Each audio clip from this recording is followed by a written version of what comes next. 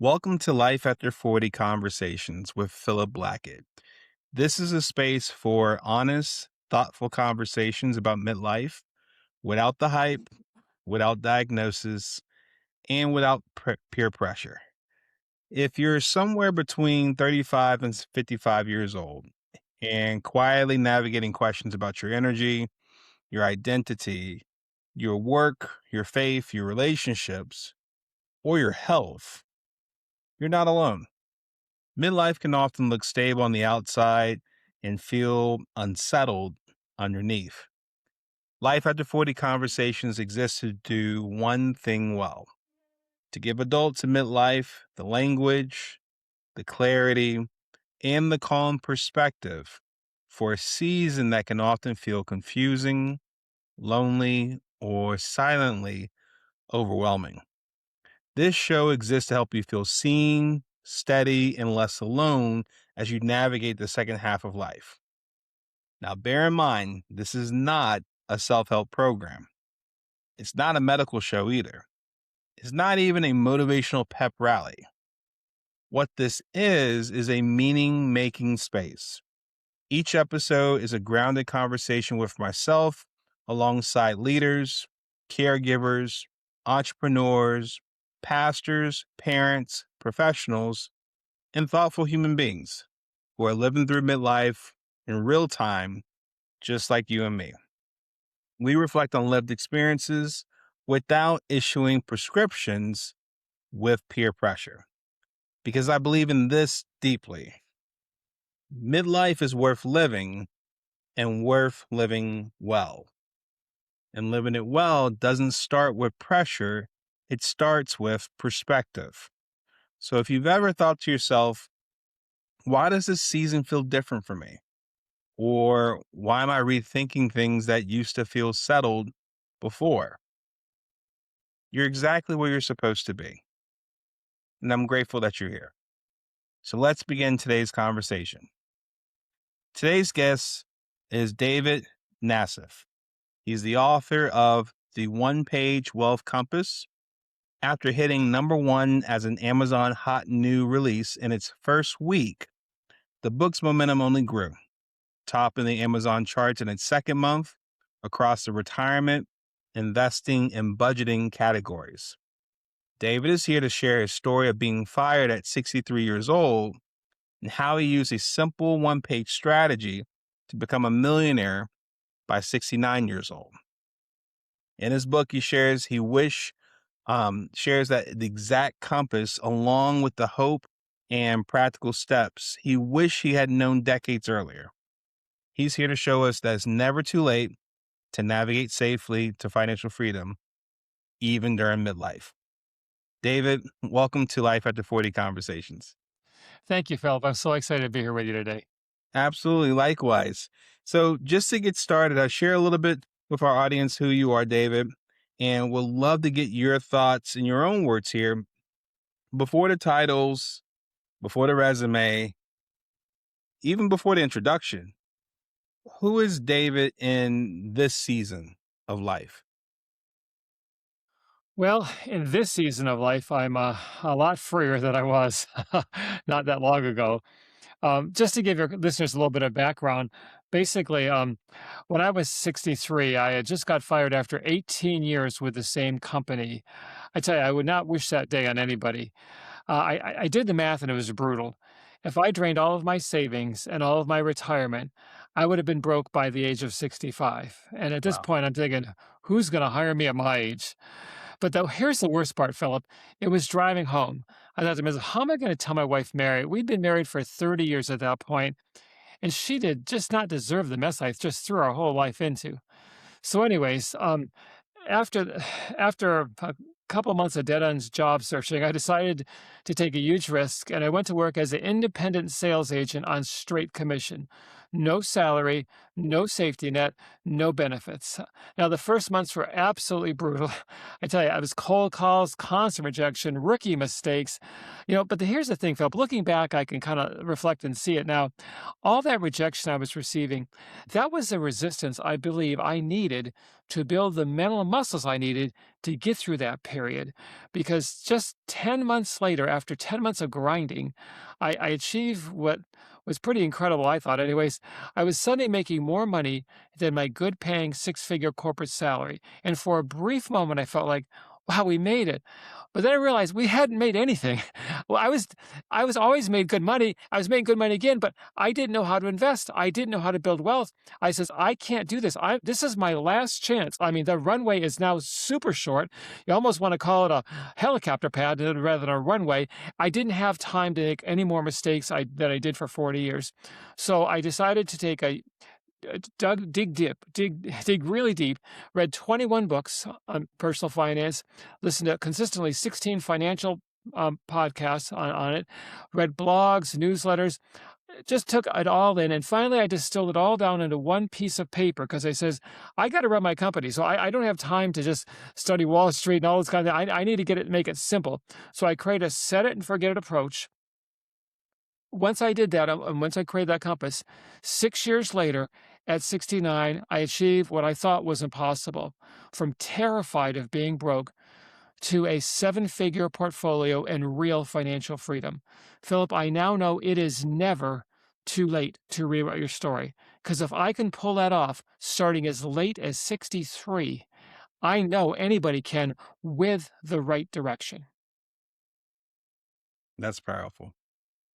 And I think what helps with this too, David, um, I think you underscored in your story something that commonly happens for a lot of people in midlife, the unexpected, Yeah, where for a lot of people, they may have gone a certain direction in their career yeah, and then something happens.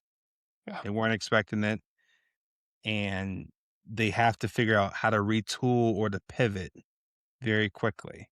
yeah, And to your point as well, David, it wasn't just you that was impacted. You also have your wife. yeah, So oftentimes we find people in midlife where it's just like a lot of people aren't just living by themselves.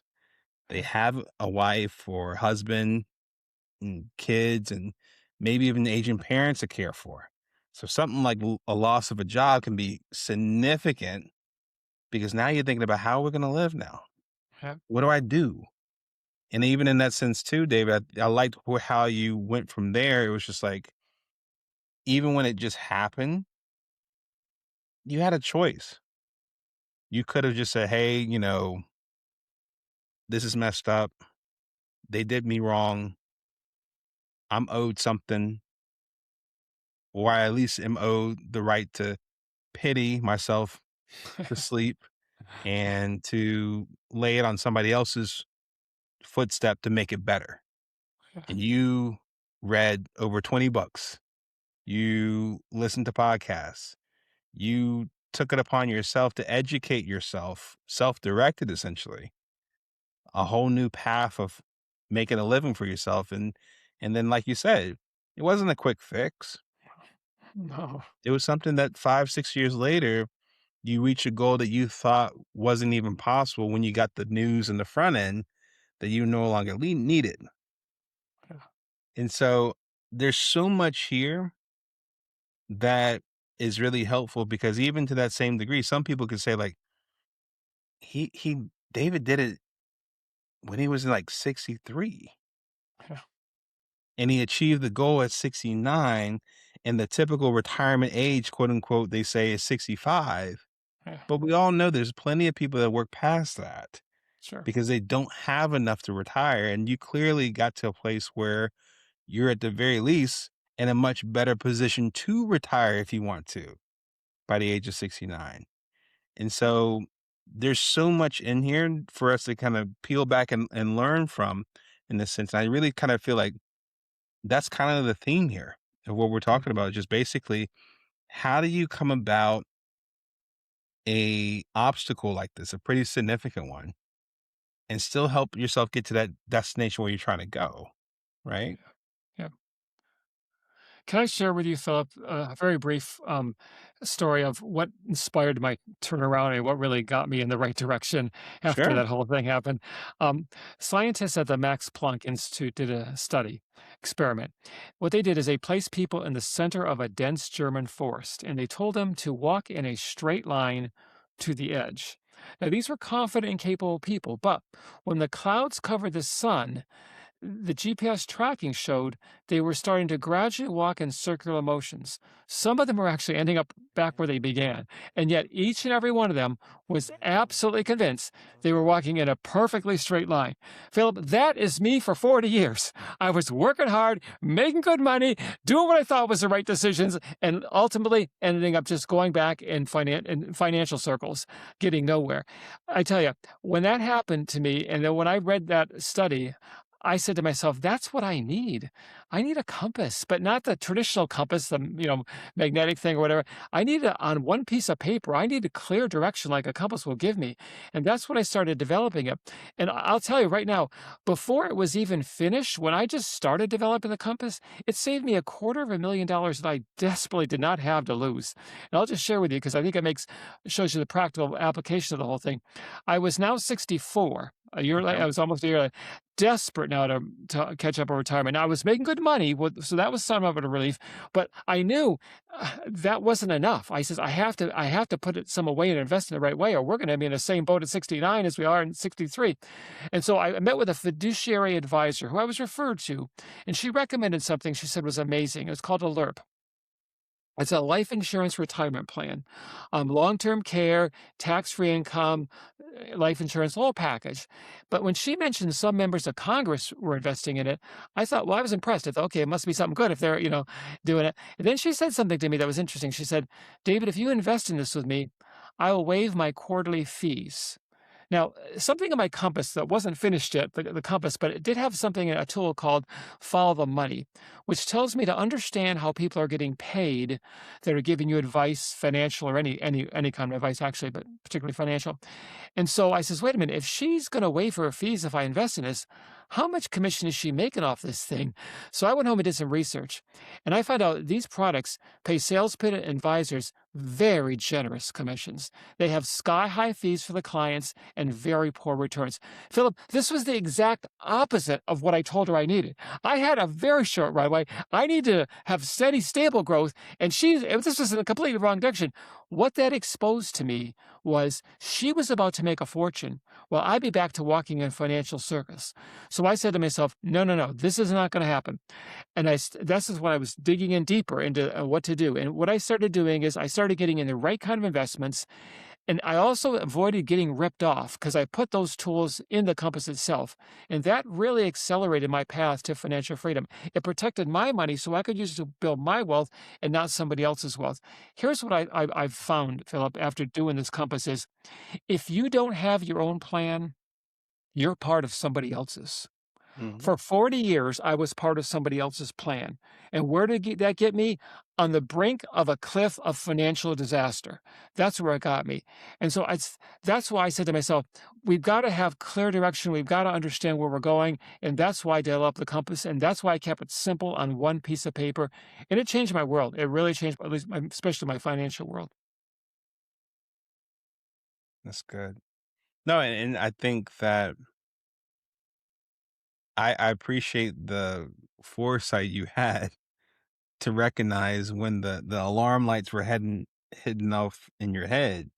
Yeah. It's like, what would make somebody, you said a fiduciary advisor. Yeah. And so I used to be in financial services and Oh, okay. thought about becoming a financial planner, certified financial planner, and that sort of thing. Didn't pan out that way, but there's at least something I was considering. So correct me if I'm wrong, since it's been some years since I was last in that world, but at least to my knowledge, if I'm correct or not, a fiduciary advisor is more so advising in the best interest of the client, right? Theoretically, that is exactly what they're supposed to do. Legally, that's also what they're supposed to do. They are fiduciaries, which means they're supposed to put the client's interests first. But I'm going to tell you something. when your paycheck is on the line, it gets waters awful muddy, and it's real easy to rationalize. I mean, let's put it this way: attorneys are fiduciaries. Is there such thing as a dishonest attorney out there? Maybe one or two.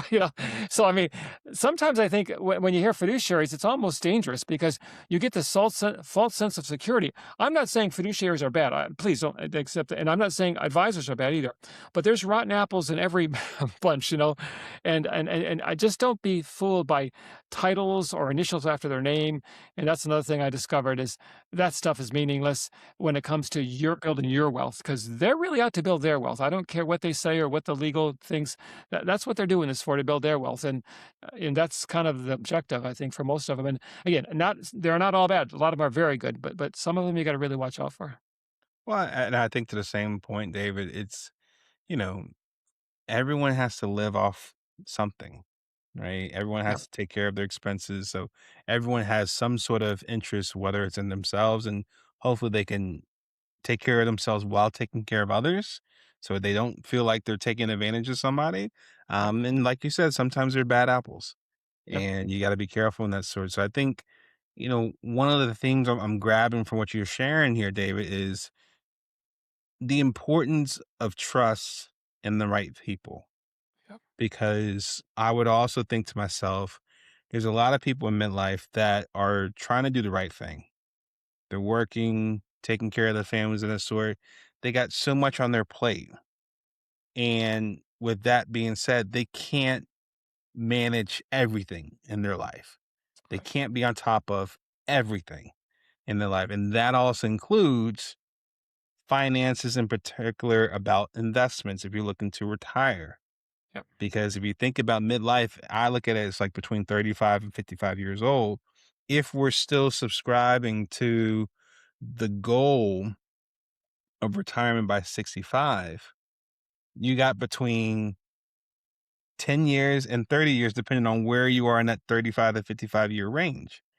yeah, And a big part of that is the sense of saying, hey, if you can't actively manage that and take care of that, make sure you're heading the right direction towards it, who can you trust that can do it on your behalf? yeah, Because in that same sense too, the worst that can happen, like you said before, somebody does a nice thing for you. David, you know what? We have this program here. I really think it's a great fit for you.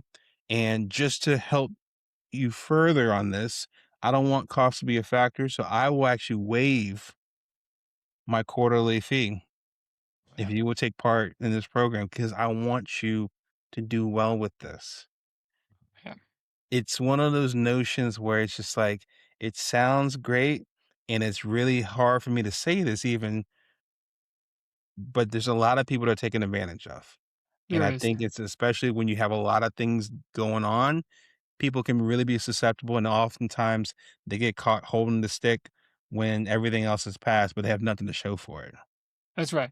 And Philip, you made a very important point that, everybody can't do everything in their life. I can't do heart surgery on me if I ever needed that. Hopefully, I never will be. But when it comes to your money, you need to have basics. Even if you want to turn over to a or delegate some of it to an advisor, one you trust and is honest, if you don't understand the real principles and the real steps for building wealth, then that's when you're vulnerable to being taken advantage of. That's why I build the compass. By the way, I keep referring to this compass. I want to tell your listeners, I'm going to give it to you free at the end, so don't worry about it. Everyone's going to get it for free. So I was I don't thinking want the you to same thing. I was like, yeah, yeah, I don't want to ask about it because I know it's yeah, one page. I don't know where we're going with that, but I trust you, yeah, David. So I'm yeah. glad you No, said that. no, no. At the end, you're all going to get it. I promise you. But the point is, with that compass, you have the direction. And so, if an advisor is honest, he should want you to be educated. He should want you to be informed. And so when you could talk to him intelligently, because you understand where you're at, where you want to go, and how to get there, then he can do the detail work for you. But you're like the supervisor. You're the CEO of your own money. The worst case scenarios, you give him the job as CEO of your own money. No, no, no, no. That's where it gets dangerous because you always have to delegate to him. And that's what I was doing for 40 years. I was delegating to people. I didn't know what was going on. No, no. You got to be on top of at least the understanding of it. You don't have to do with if you don't like to do all the detail work, that's fine, but you need to have at least the 30,000 foot picture of what's going on, and that's what the compass gives you, that big picture. And if you want the details, there's part of it too, but at least have the big picture. Or I don't trust nobody cares more about your security and your wealth than you do. Nobody. I don't care what they say. It's nobody does. And I found that out after 40 years of making mistakes. Please don't wait till you're 63 to figure that out. Figure it out now. Well, and here's the thing that gets me. It's like because of where things are today, it's 2026 at the time of us doing this episode. And I feel like I've seen this movie before Yeah. where good, hardworking families and people have tried to do the right thing from what they were taught, 40 years at a company, and you either get the pension or you have your 401k or retirement account the way it needs to be by the time it goes for retirement, that sort. And I've seen so many occasions where just things just did not work out that way. People were surprised Yep. and they mess around and realize we're not going to be able to have that type of adventure for retirement, hun, because I got to keep working. Yep. And 65 now becomes, okay, maybe we can do it when we're 75 Yeah. or 80. And that is really hard to swallow and stomach, especially because it's like, not only that, or maybe you do retire, but what you have to live off of is so low that you have your kids and your grandkids trying to figure out uh, how can he live like this? Yeah. Like, do you know what he's only able to afford for dinner? Yeah. And I think that's what gets me about this because it's just like just knowing the sheer size of people in midlife Yeah. and how things get busy and how much you get on your plate. Like finances, oftentimes, just like with health, oftentimes for people, it gets on the back burner. It's like, as long as I can just pay this bill here for this month, I'm good. But you're seeing it from a day to day, week by week basis, and you're not seeing beyond that. And Yep. the challenge with that is if you're not seeing beyond that, or at least a certain portion of it, as far as, like you said, being the CEO of your finances, or at least having that 30,000-foot view, Yeah. not being able to see years in advance or like where are we on the trajectory towards our ultimate goal, Mhm. you may find yourself in the wrong direction. It's just like, the analogy they often told me, so I forgot who said it, but it was just like, when you launch a rocket ship and it goes towards this direction, you have to constantly Adjust. control where it's Yeah. going because it's gonna drift somewhere. Yep. And so, just a few degrees to the right, if you kept it there, it's gonna keep drifting towards the right. So if your destination's here and it's gonna drift all the way to the right, you're gonna be so far off after a number of years doing it. Yeah. So you have to at least have some sort of, not, doesn't have to be control, but at least some sort of understanding of where we're going. And do we need to get the direction back? Do we need Yeah. to pivot? Do we need to make some Yeah. adjustments here? Um, and just Well, really understand it because otherwise, yeah, I feel like a lot of people are drifting yeah. and a lot of people find out too late almost Yeah. that they've gone to a place that if they had taken better care or at least had someone they could better understand and trust to help them understand, they Yeah. wouldn't go off the beaten path so quickly and so far. You're right, and that's why a compass of some kind is so important because it's to stay on track. But you made an important point, Philip. I'd like to just touch on is people are working maybe to their 70s or in some cases even 80s, not because they want to. It's one thing if you want to, that's a good thing, but it's because they have to. And I've known people. I don't know if you've known people, but I've known people who literally were making decisions between food and medications. I mean, and they had to cut back on one of them, and it's just that's a desperate situation. That's why finances is not something that you want to take lightly. Let me give you an example of one of the biggest mistakes people make on their finances that just is devastating to them. And they don't even know it's happening most of the time. They don't even know. That's why when they get to be 65 or 63, like me, you go, how did I get here? How did this happen? I was doing everything right. I thought, and well, no, let me explain what you were not doing right. Here's the biggest one, biggest mistakes. People are paying tiny termite-sized fees that are quietly inflicting termite-like damage on their portfolios. And let me explain what I mean by that. You got two people, A and B, both 25, both starting in their careers, going to work to their 65. They both decide to put $1,000 a month away for investments, for retirement, that kind of thing. Person A chooses to invest in a low-cost index fund with a 0.03% management fee. That's super low, okay? Person B goes to a standard advisor who charges the acceptable 1%. That's the kind of what most of them charge, full 1%. And he puts them in an actively managed fund with a 5.75 upfront load and a 0.66% ongoing management fee, which is not uncommon, okay? Now, let's fast forward to 60 to 65 now. Here's to happen. Let's assume historical market returns and equal contributions by both of them. Okay. Person A has a portfolio worth $8.5 million. Person B has a portfolio worth $4.2 million. Same contributions, same market returns. The only difference is the fees, quietly eating away bit by bit. This isn't due to market crashes or bad investments or risky things. This is simply fees. And here's the deal. We're assuming they never got a raise. If they actually factored in raises, that gap would even be bigger. But here's the tragedy. Person B probably feels like, oh, I love my advisor. He's a good guy. We went golfing one time and he's really knows my kids' names and all that kind of thing. But little did he realize that he did the equivalent of funding someone else's retirement with half of his own money. And I'm embarrassed to say, Philip, for 40 years, I never questioned fees. I thought those were just part of the rules of the game. That's how it goes, okay? But I later discovered what I made my compass is the rules we don't question can cost us the most. In person B's case, we're talking it cost him $4.3 million quietly, little by little, month after month, year after year, decade after decade, and he never realized what happened. This is the damage of just turning it over to somebody else and not knowing at least the 30,000-foot view of it. Yeah. And I like the analogy you use there, termites.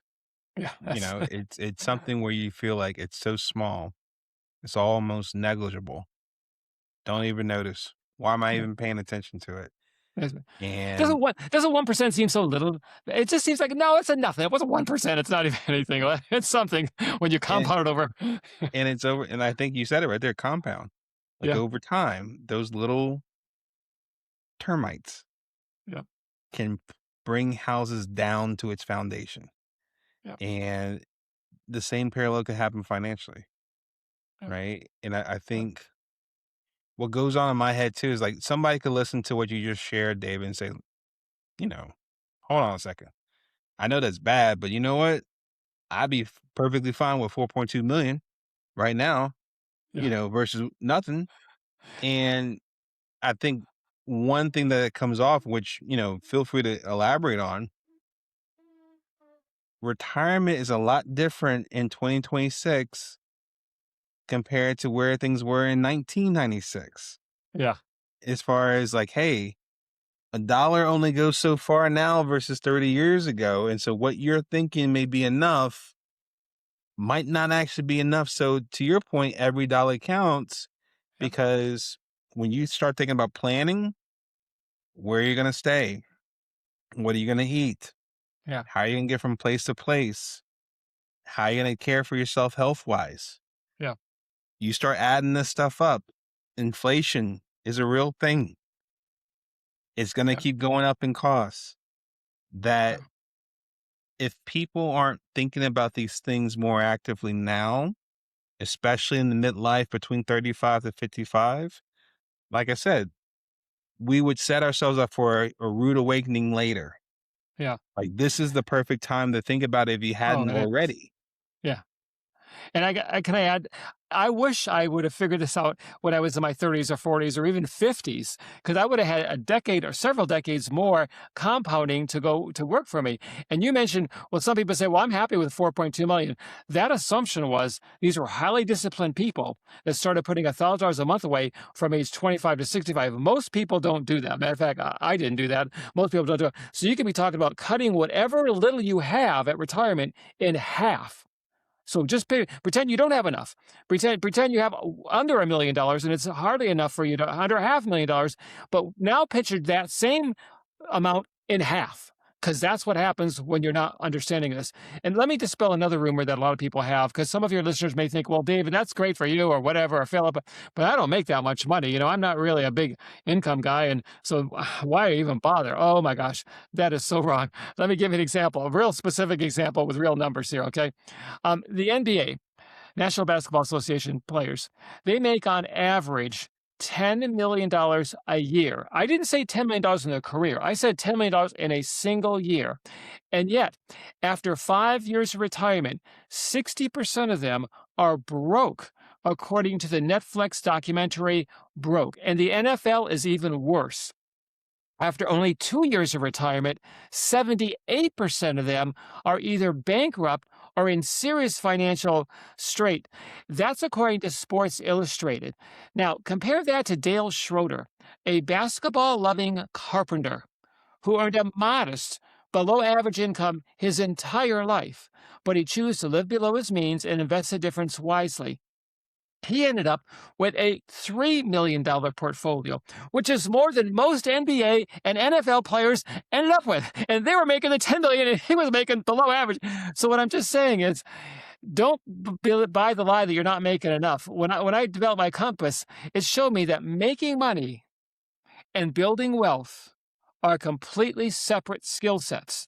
Those athletes knew how to make big, big money, but a lot of them, most of them, didn't know how to build wealth. Dale Schroeder, he wasn't that great at making money. He really wasn't, but he was a master at building wealth.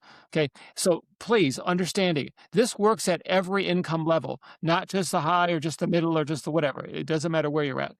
No, I agree with you. And I'm glad you said that too, David, because I think that we really have to be careful with what goes on in our minds as far as when Mhm. we hear this stuff and that may quickly try to discount or aside, like, oh, that's easy for you to say, or, NBA players, NFL players, they're making millions of dollars and that sort. I don't have sympathy for them at all because I know if I was doing that, I would do it completely different.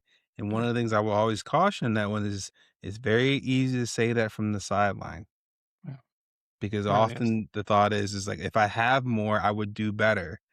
And one of the things I often come across is, well, what did you do with the little you had first? Yeah, yeah, Because unlike, the disclaimers on investments and that sort of thing, where they say past performance is not a predictor of future performance. yeah. I could say this when it comes to habits, past performance can be a predictor of future performance.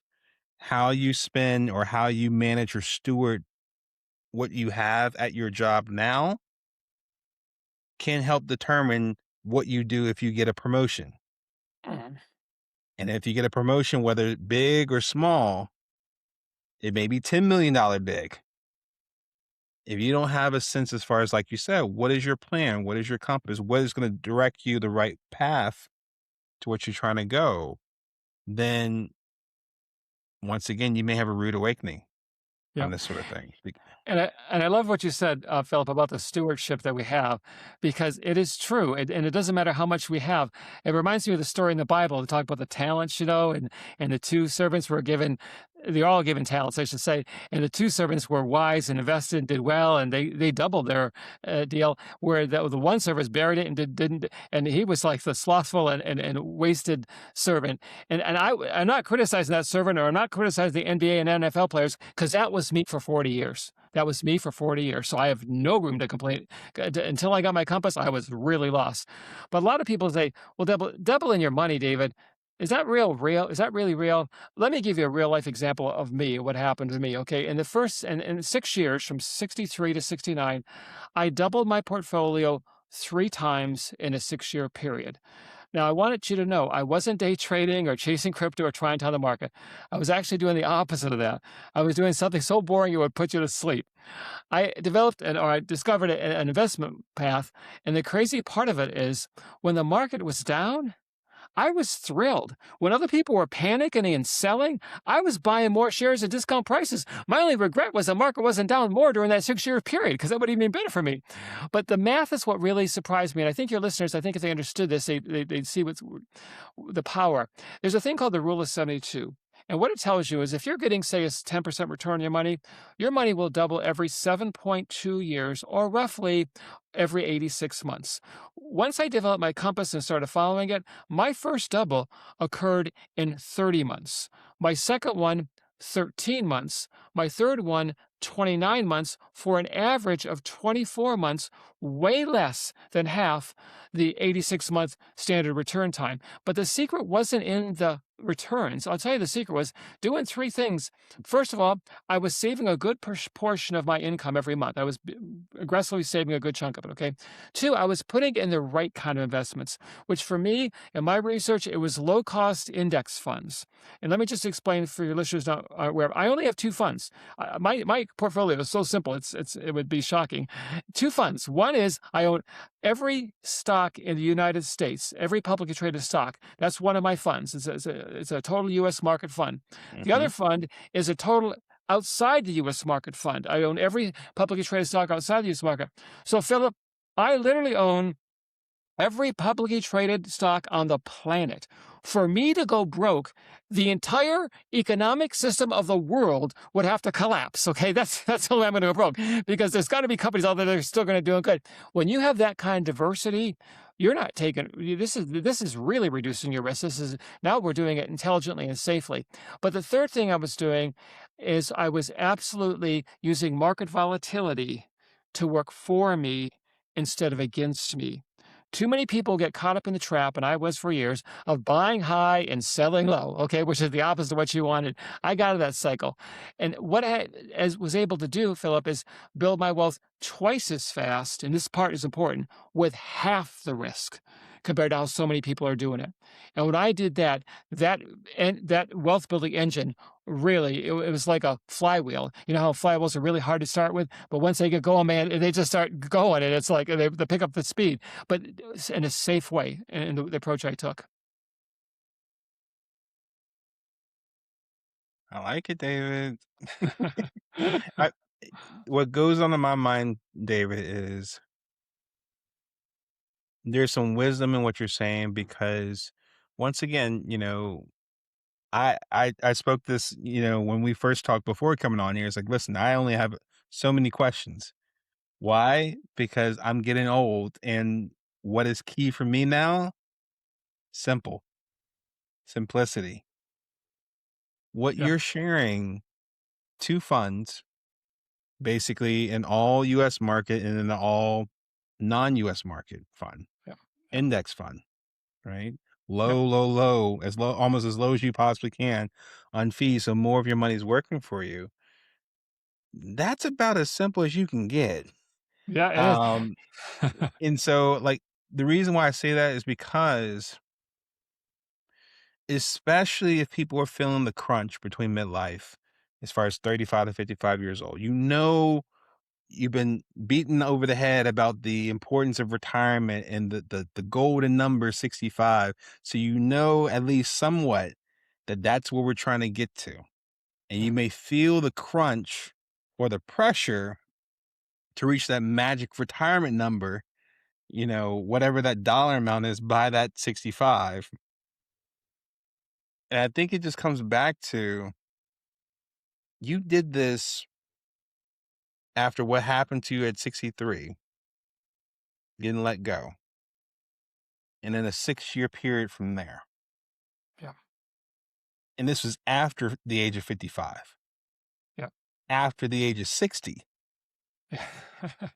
Like your story is really helpful for people that think that maybe it is too late for me. Cause that's one of the myths we combat here at Life After 40. It's like some people may think, it's just too late for me. I can't change. I can't get better. Like Yeah. this is where things end. I'm just going to accept what I am at for whatever amount of time I have left. And that's it. And what you're sharing is that doesn't have to be the case Yeah. if you really don't want to, cause there's a Yeah. way out. And Philip, I have to disagree with you on something. You said you're getting old. You're just a baby. I wish I had started when I was your age. I really do, because I would be decades ahead of where I was. So no one, even you, is not. No one's too late. It's not. But let me tell you why people slip up a lot of times, and it's not their fault. It really isn't their fault. And this is something that sometimes things just happen in a way that we're just not aware of. And I call them the three C's of conflict. And I put it on my compass because it's so important. This will drain you of wealth and you won't even know what's going on. And let me just share with you each of the three C's. The first C is the conflict of interest. This is when someone's paycheck significantly influences the advice they give you. And Mhm. this is like a realtor trying to close a deal and creates fear of missing out to close a deal and make a $15,000 commission check, even though it may not be the actual right house for you. Or the student loan advisor who gets paid to put people in student loan debt. I mean, that's his job, okay? And so all of a sudden, you're in heavy student loan debt, and some people feel they don't pay it off in 6 or 7 years. Some people are still paying it off decades later. I don't know if you guys are going to believe this, but check it out. I'm telling you, it's true. People in their 70s and 80s are still paying off student loans, and many of them never even graduated from college. So they're paying off something they never really got, okay? And the problem with that is when you get that old, then the government starts taking it out of your Social Security check. So that makes it Mhm. even worse now. You're paying off this debt, and your Social Security check is shrinking. This is serious. These conflicts of interest, they cause pain. The second conflict, this conflict of information gap. Let me give you a non-financial example just so you can see these are universal principles on this compass. When I was 55, I went to the doctor for my annual physical, and he did a blood test, and he says, "Oh, David, your cholesterol is 235. We got to get you on statins right now. You get a stroke. This is dangerous levels." I said, "Okay, I understand what you're saying, but let me go home and do a little research first." He goes, "Oh, no, no research." He says, and then he told me about his father who had high cholesterol and died of a stroke. And he said if he only had the statins back then, he could have maybe still lived another 10 years or whatever. And he almost cried. And I said, "Well, that's very emotional. And I appreciate you saying that, but I need to do my own research." He was not happy with me, but I went out and did it. Well, Philip, when I did the research, I found out that diet, exercise, lifestyle has a big impact in this. And so I did a 180-degree turn on how I ate, how I worked out, how I exercised. And I went back 90 days later. My cholesterol, when I did the second blood test, went from 235 in the danger zone to 175. Anything under 200 is really good, okay? To 175. I was so excited. I want to tell him what I did. He didn't want to hear it. He says, "That was a fad. You're doing some fad. This is stupid. You should be on statins right now." And he was mad at me. He was actually mad at me. And I thought, what fad? I am now 72, Philip. Guess what my cholesterol is now? It's not 175. It's 165. Some fad, okay? It's getting better, actually, not worse. I am not saying that doctor was a crook or an unethical person. I'm saying this is how he was trained in medical school. Unfortunately, it's either drugs or a scalpel. And those are the only two solutions with some doctors. Not all of them, but some of them, okay? There's a lot more information out there, and there's an information gap in that kind of a situation, and those doctors don't know it all. This is why you got to take care of not only your finances, but your health, okay? And I have a one-page health compass. It's not public. It's a private thing for me. I do it, the Geese Metro. I want the last one, the last C is conflict of responsibility. This is when you assume somebody else did the research for you. I knew this guy. He was an investment person, and a decent person, okay? And he got this investment he was really excited about, great returns, guarantees, blah, blah, blah. He got people in his church involved with it because he was really believed in it. And the people in the church, they trusted him and they really believed in it too. And so they all invested big time. And the problem was they assumed he did the research, and he assumed the guy offering the investment did the research, and nobody did the research. Everybody lost big money and everybody lost friendships. And that is a tragic. I said this before, nobody cares more about your money and your security than you do. And to delegate that, like without trust, just do it. No, no, no, no. A person's paycheck is a powerful manipulator of truth. And that is so true. The compass exposed to me, for me, the truth, because I am not going to rely on other people. I'll take their advice, but I'm going to do my research or going to find out what's going on. There's so much gold in what you just shared, David. I think even with the conflict of the information gap, it's just like even that example, it's just like, the thought is that we live in a world today that we got so much information at our fingertips. Yeah. And it's no longer a question as far as like who has the guarded information, who doesn't. It's more of, to your point, this even gets back to where we got started in the conversation. From what's available, what do you avail yourself to learn on your own what's available to you. You did the research. You've tried Yeah. to figure out, like, whether it was with finances or in this case with regards to helping with your cholesterol. I'm sorry, statin is one option. Totally understand. Yeah. Is there another option though? Yeah. Exactly. Before I partake in this recommendation, sir, is there something else? Let me just take a moment, okay? I understand your story. I feel kind of bad saying this because I don't want you to get upset with me by me going a different direction after you told me that emotional story. But let me take a look at what's out there and see what's best for me because I'm the CEO of my own healthcare as well as my finances, You got it.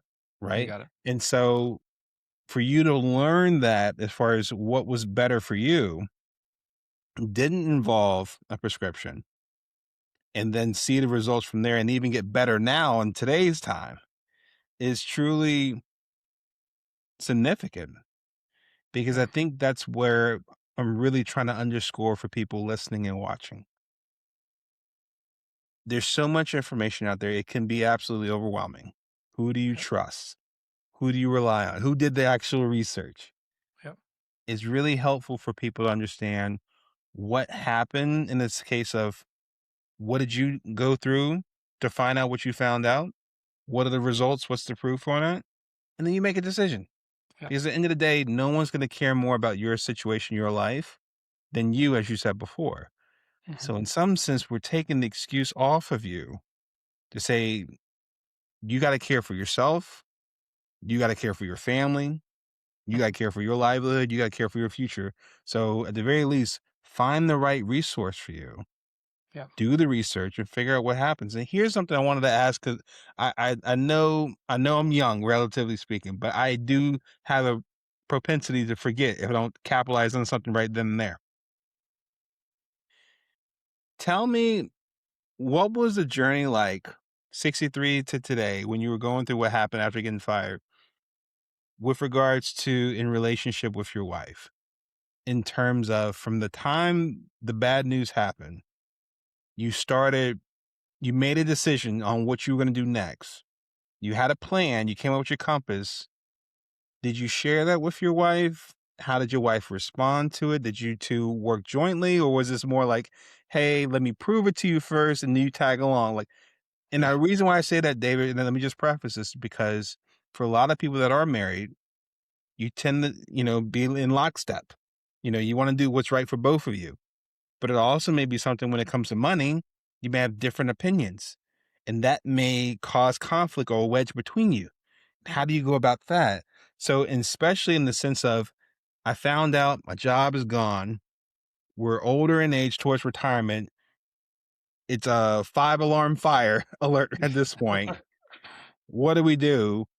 How do you, how did you go through the process of the time you let her know the news?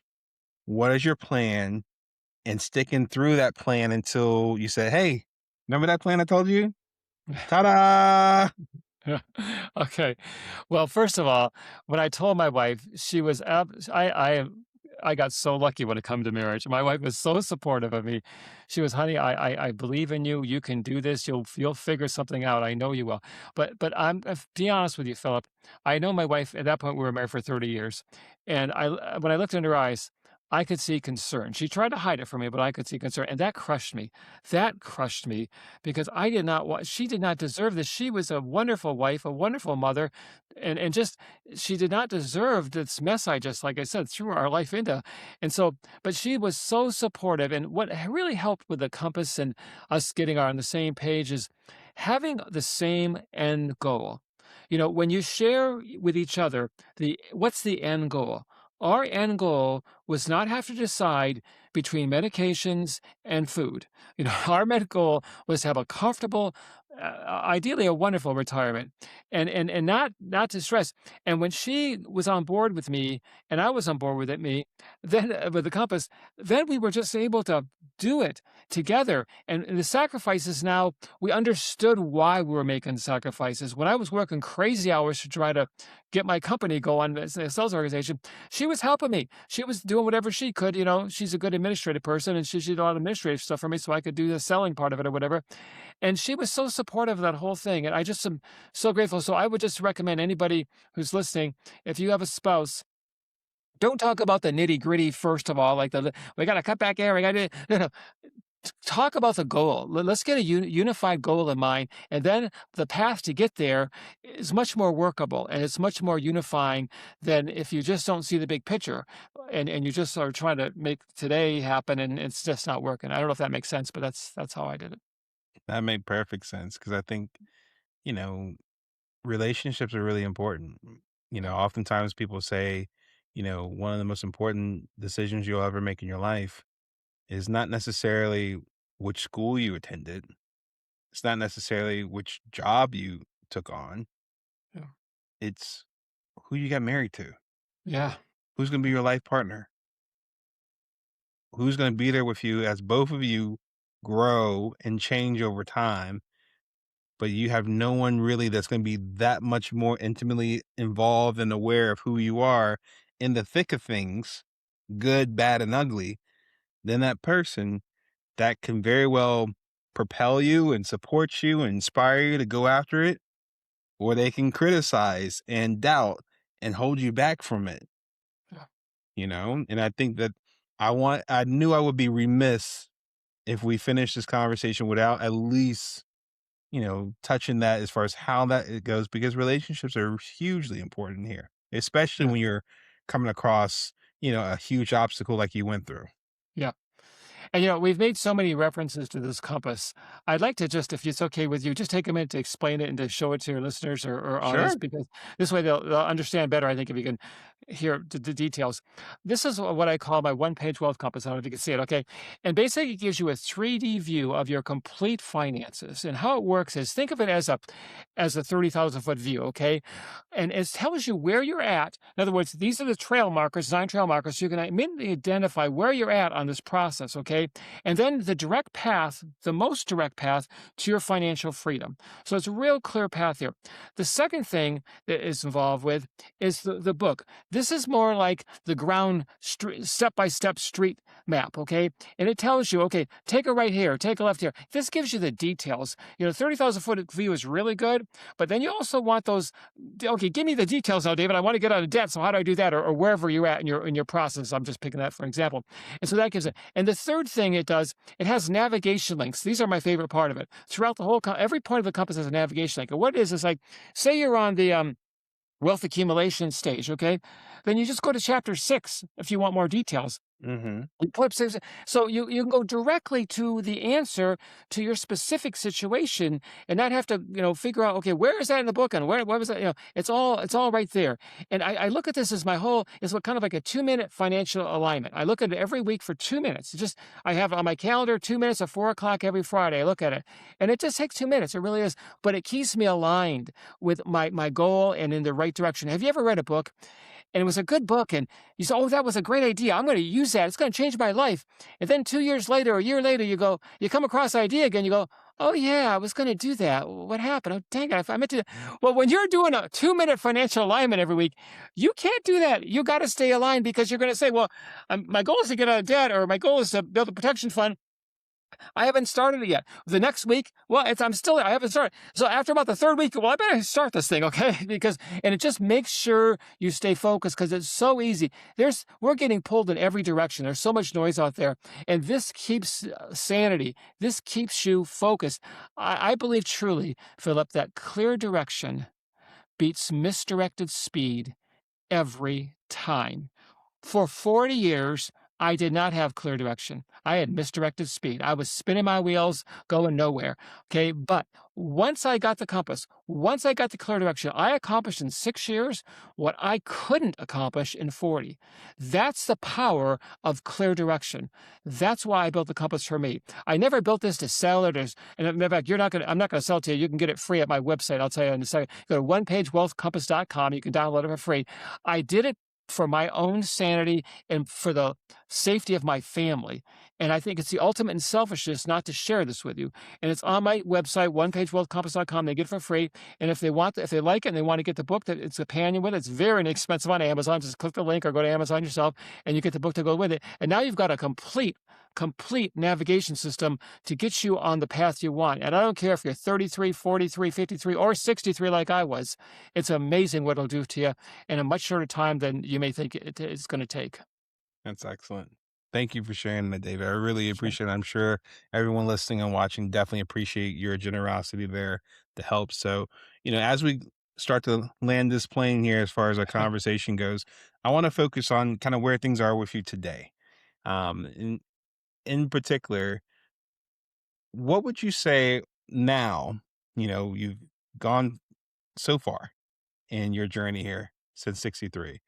Um, what are some of the beliefs, some of the habits, some of the rhythms for you now that have become non-negotiable that might have been a result of what you've been through thus far? Well, one of them is I don't know if I shared this too much. These are 9 trail markers, but these are not 5 North Star principles. These are more guiding principles like live on less than you earn, debt freedom, simple set it and forget it approach to financing. These are my non-compromising things. So when I get a shiny object or a hot tip or something that I get excited about in the moment of the excitement of the thing, I absolutely do not just do it. I go back to this North Star principles and I go, wait a minute, this is in conflict of this deal. For example, once I made an impulse purchase. I just, as a moment, and then when I did my 2 minute review that week, I go, geez, oh man, I failed because I didn't wait 24 hours before I made the purchase. I just did it right there when I was emotional. And if I only done that, I'm not saying with this company's going to be perfect. I still make mistakes, but boy, this catches them a lot faster so they don't turn into expensive stuff. That's what I figured out, Philip, is you got to have certain guiding principles and you got to review them regularly. And when you do that, when this other stuff happens or when this noise comes about or all these conflicts of interest try to pull you in different directions, you are firm. You are on a path that is solid and you're not going to get off that path. No one's going to push you off your path. I hope that answered your question, but that's honestly how I felt. Absolutely. Absolutely. And so, with those principles and beliefs intact there, what does thriving look like for you now? Oh, I tell you, my life is so much fun right now. First of all, I have a wonderful business agency that's making more money than I've ever made in my life. It's not all about money. I hope I'm not giving that impression because it's not. I But when you understand. have the money, you have the freedom. You have the freedom to give. We've never given more than ever in our life in terms of the people to help out. My son has joined me in the firm now. He's thriving. He's doing wonderful in the firm. My compass, I love sharing it with people. I have the time now to do that. I have the freedom to do that. And then I also enjoy my charity work. It's just, I don't think I'll ever retire, Philip, and I don't mean that I'm not against people who want to retire, but I'm just having too much fun. We live on a beautiful golf course. I'm in a beautiful golf course. I look at those golfers, they go, I hope you guys are having fun. 'Cause I couldn't do that. And that's okay. I'm happy for them, but to me, I got to be productive. I got to be contributing. And I have fun doing that. It's not like a chore. It's kind of like something I look forward to when I get up in the morning. So for me, I see retirement as staying active. I'm 72. I feel more like 52. I really do. I just feel that way. Health wise and energy wise, just purpose wise. And I'm just grateful for life. And I've always been grateful for life, but I'm just saying it's just so much more fun. It's so much more fun. That's beautiful. That's really wow. I the energy that comes off when you share your answer there, I would wish that for everyone listening and watching, just Yeah. to see that or sense that joy here, and which is part of Yeah. why we do what we do here. Yep. And so, we've covered a lot here, and this has been quite a conversation. And I want to think in terms of for those that are listening or watching our conversation thus far, and they feel inspired by what you're saying, David, they're also maybe in a tough spot. Maybe they may be struggling silently with what's going on in midlife. They might be finding themselves drifting, burning out, or they may have gone through a tough situation, maybe a recent layoff or firing or even a divorce. and they're trying to figure out where do I go from here? They only got so much time left before I'm supposed to retire. What do you want them to hear from you right now? You know, when I got fired, I had prayed that that wouldn't happen to me. I prayed that somehow the Lord would just bless me and get me out of this mess I was in, you know? But then I read something that someone else was saying about they were in a tragic situation or a really difficult situation, a real dark area of their life. And they said a prayer to be relieved, to have it go away. And the answer they got clearly in their mind when they were praying was, I love you too much to deny you of this experience. That to me is was so moving. I look back now, Philip, and the Lord blessed me by getting me fired. I was That was a blessing to get fired at 63. If I hadn't, things would not have worked out because I never would have figured this out, and I'd be at 69 and just the same boat. And and now what do I do?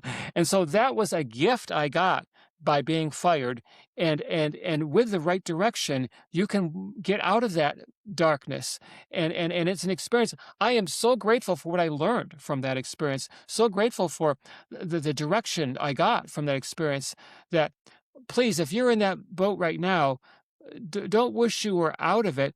Wish you could rise and gain the strength you need to get out of it, to be a stronger person. And it starts with direction, and it starts with you moving in the right way. And so I never give up. It's just not, and it's never too late. And people in midlife, you're all babies. You're all babies. Okay. I'm 73, 72. I mean, and it's like you have so much opportunity. And I wish I could go, if I could go back, but I don't wish I could go back because everything happens for a purpose, and I'm grateful it happened for me the way it did because I learned so much, and so I hope that helps. I don't know. No, I think it really was helpful, especially the part where you said basically, like, I'm thankful for what happened, but to kind of paraphrase what you're saying, I'm also fine that I don't have to repeat it. Yeah, I know, It's yeah. it's like I learned my lesson once. I don't need to That's right. repeat this grade level. I don't need to repeat this lesson. So, Yeah, David, this has been wonderful here. Thank you so much for being a part.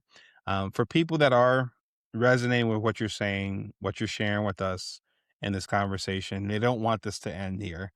yeah, And if they want to follow you, your work, yep. how you look at things, your compass, all the above, where's the best place? Even just to remind us, because maybe we forgot Sure. because we're getting older. Yeah. No, I Where's get the it. best place for Sure. them to connect with you after this? The absolute best place is to go to onepagewealthcompass.com. And what you'll see the minute you get on the site is you'll see get your free download. Just put your email in, and it'll send it right to your email. You'll also be part of a free newsletter. And although I don't do personal coaching to people because that's just not my thing, I don't have time for that. But I do virtual coaching in terms of the newsletter. I giving tips and things like that. It's all free. It's all supporting of that.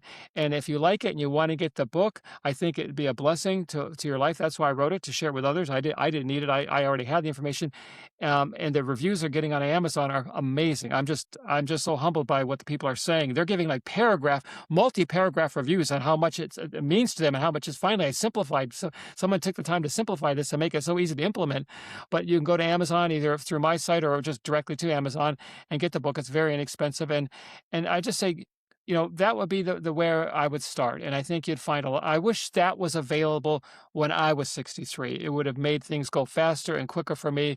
And so please take advantage of it. Like I say, everything's free unless you want to get the book, and that's very inexpensive. I think the key thing I picked up on was this was something you wish you had when you were 63. So obviously, for people that are between 35 and 55 years old, What a deal. you should be all the more thankful because you gathered this with many more years on top of that as well to not only read it, but hopefully implement it, put into action, and reap the blessings that come out of doing what I would think is the work needed to help yourself and your family and the people you love. So, David, this was really helpful here. Everyone listening, I hope you took notes here. Um, I think one thing that comes off top of mind is just like, midlife isn't a problem to fix. It's oftentimes a place where you're going to have moments where tough times can happen. Yeah. And you may find yourself rethinking where things are life wise for you and the people you love. And if anything else, learn from David, where it's just like that also happens after midlife too. Yeah. You don't ever stop having good times and bad times and ugly times. That's just part of life. Life will be lifing, as they say. But what's always the choice though is how do you respond? There's always more than one way to respond. If we could be of help to help you find the right way to respond when life happens, all the better. And I think David was tremendous and very gracious in sharing how he responded. And so if there was something today that David said that resonates with you, you don't need to rush into action. Just sit with it. Meditate after this episode. Like, what did that mean? Like, what does that mean for me? Maybe it invited you to pay more attention to something that, maybe an opportunity in disguise, right? So don't necessarily say, like, I wish this didn't happen to me. Like David said, maybe there's a lesson to be learned from here. And that by learning that lesson is preparing you for where your life can go next. And so, I think that's really what's helpful. That's where real change begins, not with urgency, but with awareness of what's going on. And then seeking guidance in the next steps from there. So, this has been wonderful, David. Thank you so much for being a part of this. For everyone listening, to learn more about life after 40, head on over to our website at lifeafter40.com. You're also welcome to connect with me at philipblackett.com. And just as a friendly reminder as we close, um, midlife is worth living and worth living well. So, with that being said, thank you so much for spending time with us, whether watching or listening. Feel free to share this with someone that you think could really benefit from this and David's wisdom that he shared with us. David, as always, thank you so much for gracing us with your presence, your wisdom, your perspective here. This has been Life After 40 Conversations with Philip Blackett. Take care. God bless you. And hope you have a great day. And we'll see you in the next conversation. Bye for now.